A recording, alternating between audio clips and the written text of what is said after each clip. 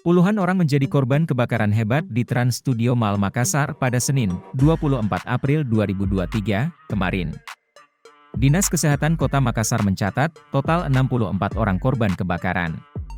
Usai kejadian, seluruh korban baik dewasa maupun anak-anak dirujuk ke sejumlah rumah sakit terdekat dari lokasi kebakaran. Di antara beberapa RS yang menjadi tempat rujukan seperti RS Siloam, RS Stella Maris, RS Pelamonia, dan RS Akademis.